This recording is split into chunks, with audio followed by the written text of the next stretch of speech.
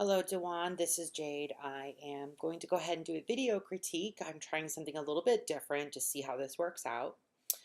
So I did go through the whole site, looked at everything so far. It was very interesting. First of all, your navigation is very logical. It's centered, so that works for you. Something that caught me right away, and here in the intro, when this comes in, you have Penn Studio, and then down here it says Penn Design. So I'm a little curious, or someone a little bit confused perhaps. Is this Penn Studio or Penn Design? So something you may want to correct right there, just either choosing one or the other. If it's Penn Studio, then let's keep that consistent throughout. Otherwise, somebody might get confused as to where they are. Nice little intro. Thank you for visiting Penn Design. It tells us a little bit about you. Hit us up for a quote. Um, I don't know if this is, about everyone else, but as far as professionality goes, this kind of bothers me. Check out our work and hit us up for a quote. I'm not really sure that the nomenclature here, I'm not really sure that this works as in a professional setting. So I would just maybe check on this sentence and maybe reword it. I think that you're trying to keep, everything fun and free flowing, but this doesn't necessarily seem that it works so well. So going into the work, nice transitions and everything. It slides over, so this is really nice. And that's a little strange. Like that scared me at first. Like there's a human heart or something on there.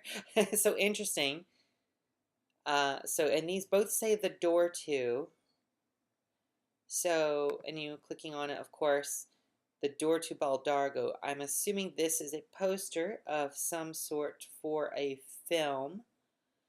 I know I'm not critiquing the artwork itself. The only thing I would say though is that this image seems to be a little stretched up here, so you may want to fix that actually before leaving it up here. When we click on the forward button, it obviously, okay, so if we click on these buttons here, it takes us through the entire set. Quentin Tarrant. Oh, okay, this is okay. So this, I guess, again, another poster for this movie. This was actually kind of hard for me to read. Again, I'm not. I guess I'm not really sure if I'm supposed to be critiquing the artwork itself, but I'm not sure if that was on purpose. I wasn't in this class with you, so I don't know. I do like this poster. I think it's interesting. All right, and then moving forward. Now, one thing that does concern me here, and it could possibly be for copyright infringement items, you have a lot of items, IKEA images in here. Be very careful. You may have to take this down because unless you've actually called IKEA to get their permission to use these photographs, you may not be able to have these up here based on where you got them. So if you don't have a license to use them, I would just double check, especially the IKEA logo. You want to make sure that you are using this correctly and that everything is in where it's supposed to be. But again, these being items that are familiarly recognized as being from IKEA and images from there, you might have to take this down based upon copyright infringement and derivative work laws. And again, here for the IKEA family items. Again, and then in this poster here, you have this is very, very close together in several parts. You may just want to go in and, check your leading and your kerning and stuff on these items first before you post them. The only other thing I see here is I do like the small gallery. You have some clipping that's occurring on the sides. I know that it's because they have a white border. I have the same thing in my galleries, where it looks like the items are not as tall as each other, and this actually just makes it look like the circle is cut off. Check and see if there's a way that you can expand the image slightly just to fill in the circle to keep it cohesive throughout. Otherwise, I think that looks it looks good. Contact page, again, very simple. You have everything in here that needs to be here. And you're talking about, I don't see an about me page or anything like that at this time. I don't know if that's intentional, if you're intentionally not including one.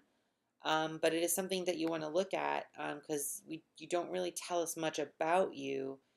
The other thing in the work, though, we don't really have a story to tell us what all this is about. Looks like if these three things are the same item or they're a campaign that are supposed to go together, consider grouping these items together in the same location. And if these are posters that are derivatives of each other for the same item, grouping them together could make it feel more cohesive. That's pretty much everything I have to say except one thing. If you take a look in the discussion board for this week, I did put a discussion a discussion board up. Again, it does deal with copyright infringements, but it's actually trademark infringements as well. These, even though this is Wix and these are the items that they put up there, these logos are incorrect. These are not good to have up. So they're actually infringing on the copyright and trademarks of these particular items. So Facebook, LinkedIn, and Twitter.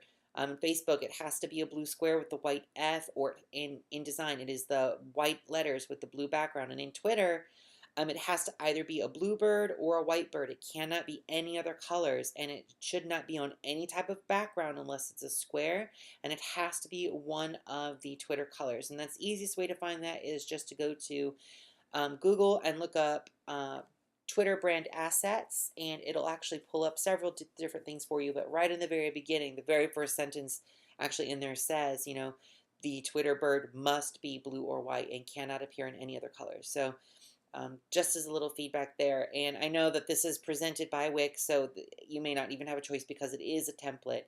But it's something that is just, worth noting. Overall, I think that this is a very straightforward design. Most of everything you do seems to have a very kind of minimalist look. I would like to see a little bit of color.